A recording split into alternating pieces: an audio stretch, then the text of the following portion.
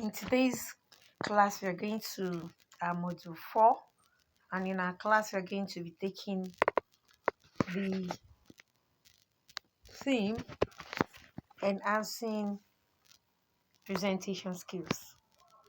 We and we dealt with effective communication skills. So now we're going to treat enhancing presentation skills. So how do we improve our presentation skills? Why do we need presentation skills? And what are those things we do to enhance them? What are those things we need to enhance them? So after this, again to cover the following topics, we have structuring a presentation, engaging your audience, and managing presentation anxiety. So those are the basic topics we're going to treat under the theme enhancing presentation skills. Now, introduction. What do we mean by enhancing presentation skills? Now, this is a transformative journey that can positively impact both your personal and professional life. When you are able to improve your presentation skills, is a journey that transforms both your personal life and your presentation life and your professional life. Now, whether you're presenting to a small team, to a large audience, developing strong presentation skills helps you to communicate effectively. It helps to captivate your listeners, and at the same time, it helps to convey your ideas with clarity and confidence. So, those are some of the reasons why you need to communicate effectively and why you also need to enhance your presentation skills. It helps effective communication. It helps to make your audience listen to you. They want to hear you because your communication skills has been improved. So what are those things that would help you with that? It also helps your idea to be clearer to your listeners, and it gives you more confidence to go on, more confidence to speak on. So here are some guides to help you enhance your presentation skills. We're going to mention some of them. It will help in covering preparation, how to deliver, the strategies that you need to overcome nerves. The surest thing is that if this is the first time that you're coming out to address people, you're coming out to speak to an audience, either a small team or a large audience, you would have what we call fright. You'd be scared. Inside you, your nerves would show that something is not normal. So you have nervousness. You'd be scared no matter how hard you try to keep your calm if it is your first time. So those things are the things we need to deal with in this episode. We're going to treat those things that will help you to be able to prepare for a presentation. It also help you to, after you are done preparing for a presentation, how do you deliver what you have prepared? And what are the strategies that you use to keep you calm, for you to be able to maintain your composure and to get you off stage fright or nervousness. So the first thing you need to do to help you deliver or to help you prepare, yes, in preparing your message, is crafting your message. What do you want to tell your audience? Have you done enough research to be able to stand in front of people to talk, and at the end of the day, you not give yourself bad public image. So when you want to craft the message you want to send to people, the first thing you do is define your purpose. Why do I have to stay in front of people to talk? What do I want to achieve by staying in front of them to talk? Am I here to inform them? Do I want to persuade them? Am I here to just make things clearer, to explain? Am I here to make them laugh? Am I here to entertain them? Why are you in front of the people? Why are you staying addressing people? So you define your purpose. Clearly outline the main purpose of your presentation, whether it's to inform, persuade, entertain. Keep your objective in mind throughout your stay in front of people. The second thing, while you're crafting your message, focus on key takeaways. At the end of your message, what do you want people to take home? Identify 2, 3 points, if there are more, that you want the audience to always remember. So you identify it and you keep putting it in their faces, you keep reiterating it so that it stays in their mind. Those things, those key points you want them to take away after your message. So when you're done delivering your message, if they do not remember everything, those key things they still remember. So you keep focusing on them. So when you're presenting, avoid overloading. Don't be too overwhelming. You'll forget almost everything if you're not careful. So those key points you want them to take in, focus on them. Next is use storytelling techniques while you're crafting your message.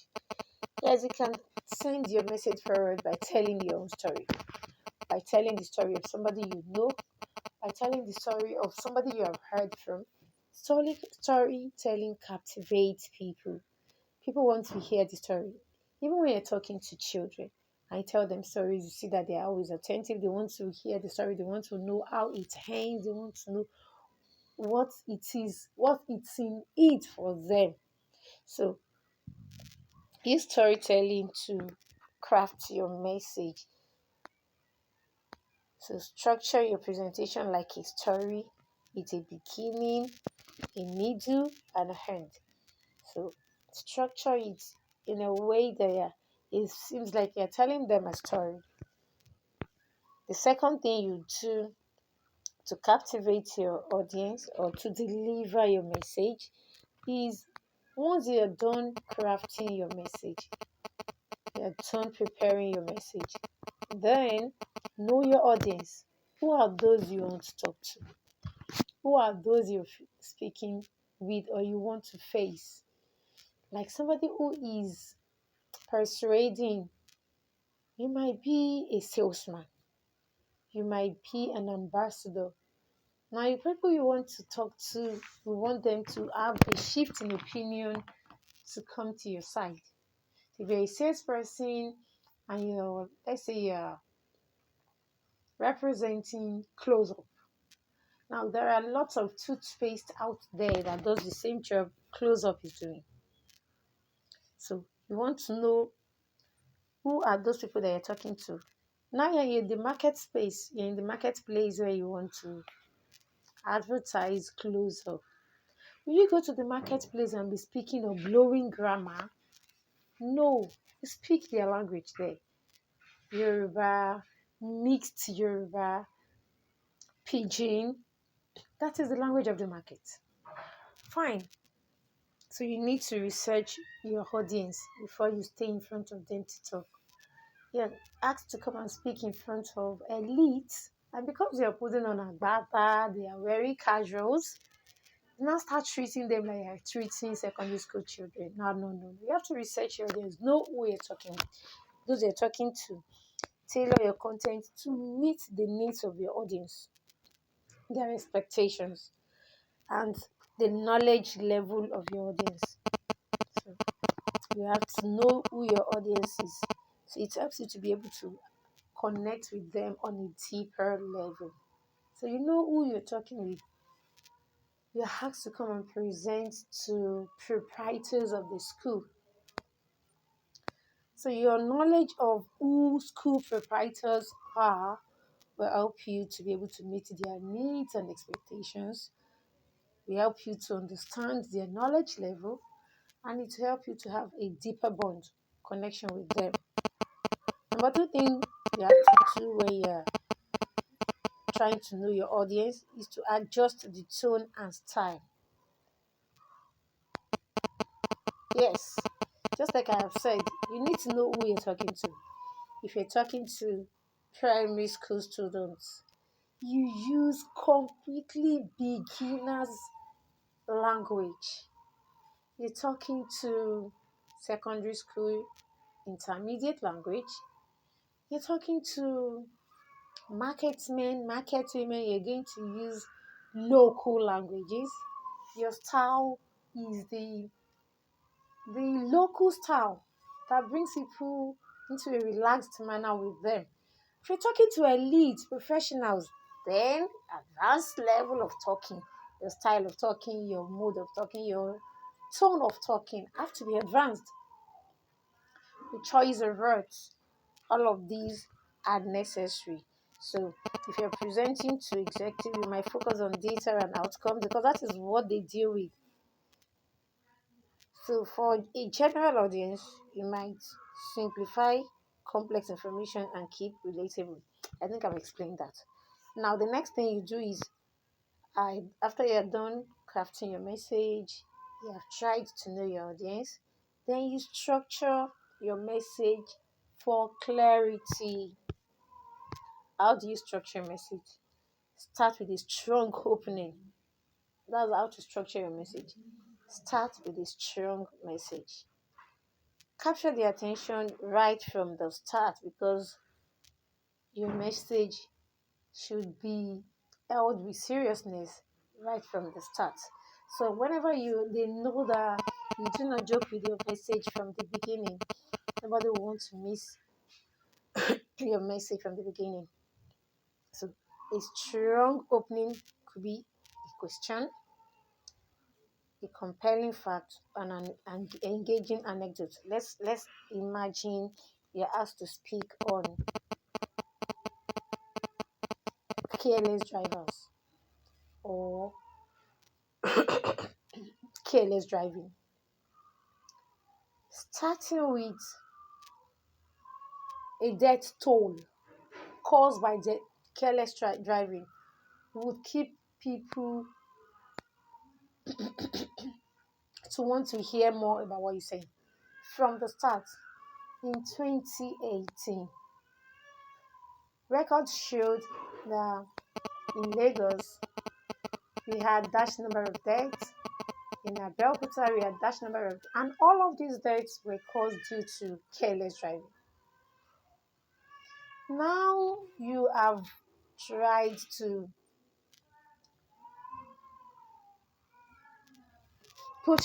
you're trying to make people listen to you, as in what do you want, since you have those figures and facts and you want to talk about, so they want to listen to you. What do you want to say about careless driving? So you can also start with a question. Doesn't make sense driving or going behind the wheels when you know that actually you're drunk. Then people would want to listen to what is next, what is coming after.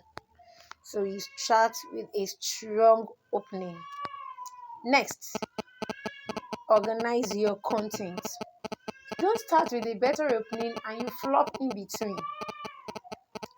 Organize your content. Arrange your content in such a way that it is logical, it makes sense. And when you transition from a point to another point, the logic continues. The sense in it still flows, not taking a step. And after you are from starting from A, the logic goes to B, and you just jump to P. You're spoiling everything for yourself. So make sure that you arrange your point, your content in such a way that the logic flows. A transitions to B to C, and it goes on.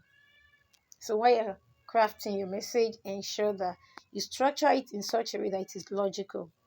Consider using a frame sorry, a framework like problem solution or cause effect to keep the flow consistent. Yes, your first paragraph, that's introduction, that's the first thing you do in your opening. And the second one might be history, background. You might follow the framework just like the example we have, problem effect. So after you have defined the problem, you have opened our eyes to the problem, you can tell us the background of the problem, you can tell us what the problem have been, how it has caused so many things, what are those things that the problem has caused the society, and who are those that have been endangered during that problem, and how are we going to solve the problem. We can use cause effects. What are the causes of this thing that I'm talking about?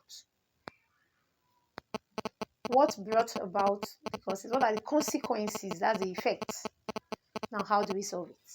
So make sure that it aligns, it follows this. The flow is logical. Number three thing that you do when you want to structure your message is you end with a memorable closing. We have started with something very remarkable, then also end with something memorable. Because when you summarize your point,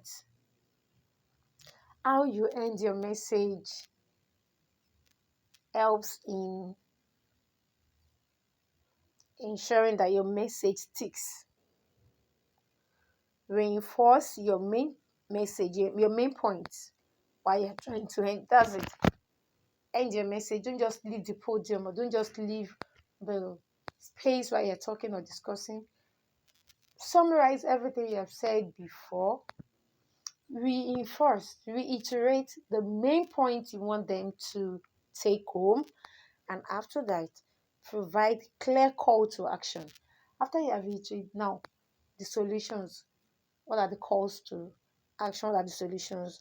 And what are the steps to be taken, the strategies to take when you are doing it? So start with a strong opening, organize your content, and lastly, ensure that you end your discussion or your speech or your conversation in a memorable way.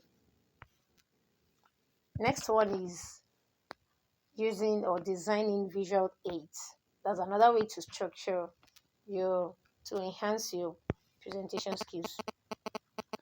When you want to use slides or when you want to use visual aids to ensure to enhance your presentation skills, ensure that you keep your slides simple, just like I have here, not too loaded, very simple. Use minimal text and avoid cluttered slides, too much in the slide. Aim for one main idea per slide with a few bullet points or a powerful image to reinforce it. So when you're doing that, one one point per slide. So like I'm doing now, I'm discussing designing visual aid. So the second thing you do after, aside keeping your slides simple, is use visuals strategically. If you want to use visuals, you can use charts, you can use graphs. Images can also help to understand what you want, especially for complex information. Ensure visuals are clear, relevant, and easy to interpret. So don't just use any kind of visual just because you feel they are attractive, they are presentable. Do they align with what you're presenting? Do they interpret the message you're passing? Then number three, maintain consistency. Yes, use consistent font colors and layout styles. So it adds professionalism and it makes it easier for the audience to follow. So just like I have done, if you look at this, you see that I have blue and white all through. So it's either the blue is the background and the white is used for the text, or the white is the background and the blue is used for the text. But even if I have my uh, my topic or title slide, you have the blue and white or the white and blue, and so ensure that you maintain consistency. Use consistent fonts, colors, and layout slide. So this helps to add professionalism, and it makes it easier for the audience to be able to follow. So the next one, after you have crafted your message, you have structured your message, you have tried to know your audience, then you have tried designing your visuals, we'll go to the next one, which is very, very important, and that is practicing. So it's not just going in front of your audience to talk. You have to, because you want to boost your confidence, you want to help your confidence. So if you're not going to bash your confidence, then you will not go unprepared. So you have to prepare. So how do you prepare? You practice, and you practice. So practicing help you to be able to keep your presentation improved, and it also helps with your self-esteem, your self-confidence level, and it also helps to get your message across. So while you're practicing, what are those things you do to practice? One, rehearse aloud. You're practicing, so it's you that you're practicing. So yeah, you don't need to be afraid of anybody. It's you. So you can look for a secluded place where it is only you. Now rehearse aloud how you want to display in front of the audience. Display to yourself first, and don't deceive yourself. So practice your presentation multiple times, preferably loud. It's preferable to be say it aloud. Hear yourself speak. Hear yourself say rubbish. Hear yourself fumble before you go to display in front of other people. So this helps you to become more comfortable with the material, because this is not the first time you're coming in contact with it. This is not the first time you're seeing it. This is not the first time you're saying it.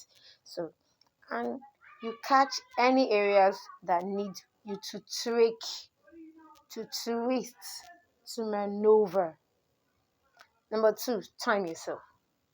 Keep telling yourself, like, I'm not going to do this presentation more than 10 minutes. So ensure your presentation fits within the allotted time. So by the time you keep practicing, today you use 15 minutes, the next time you use 10 minutes, the next time you use 12 minutes. Before you know it, you get used to using it 10 minutes.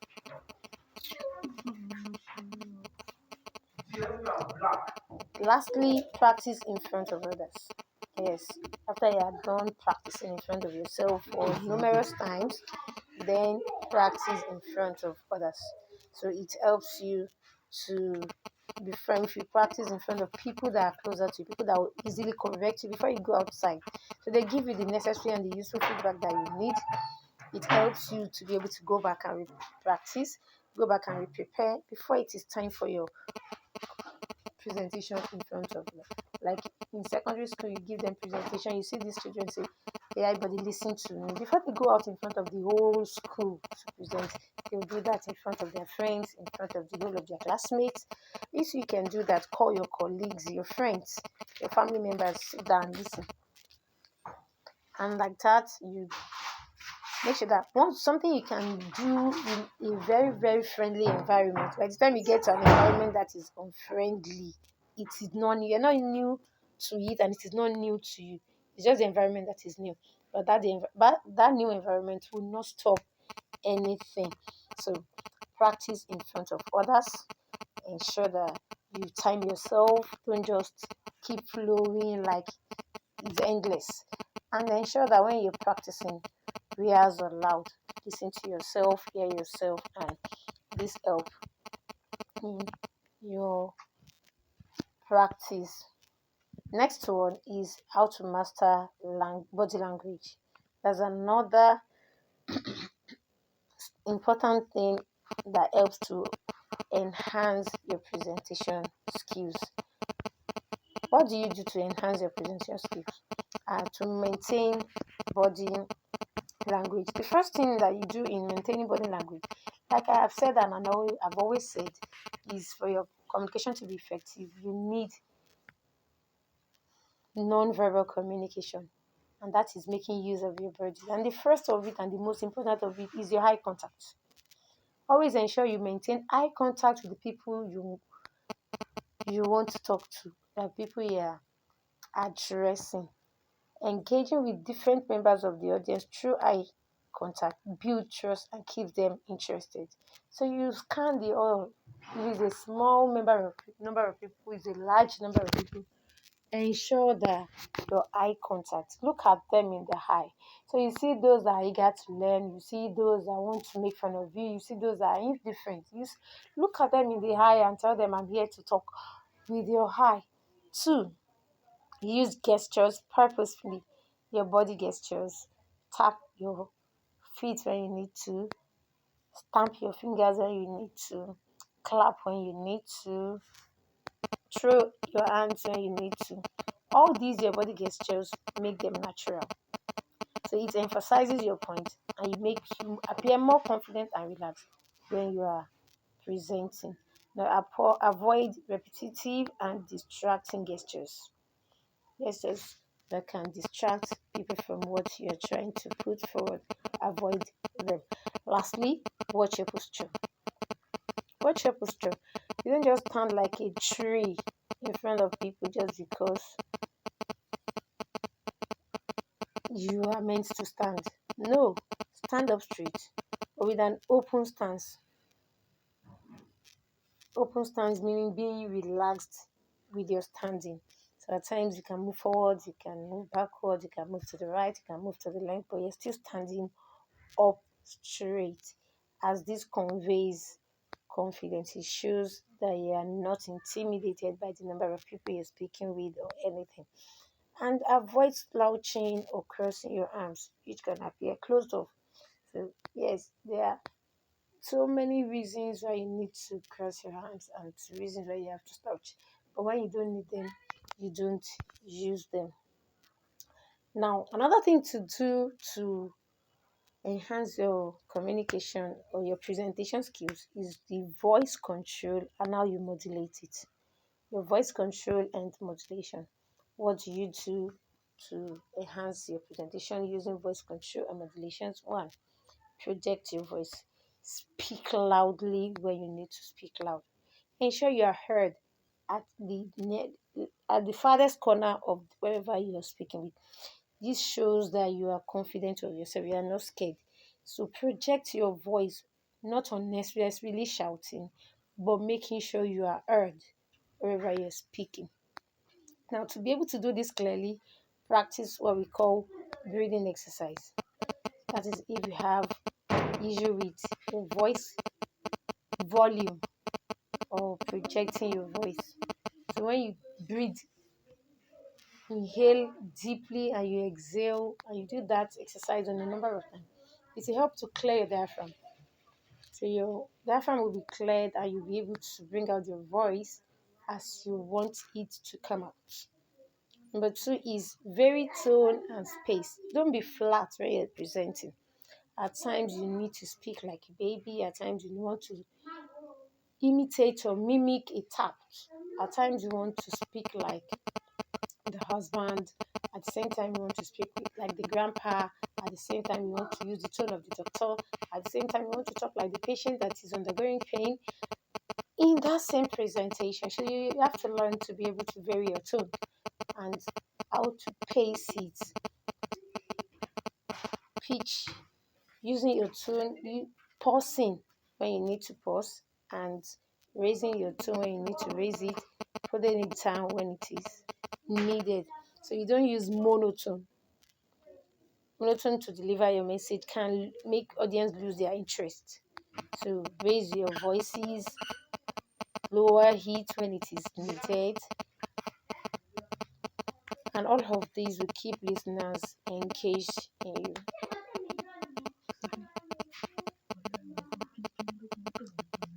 Lastly, articulate clearly.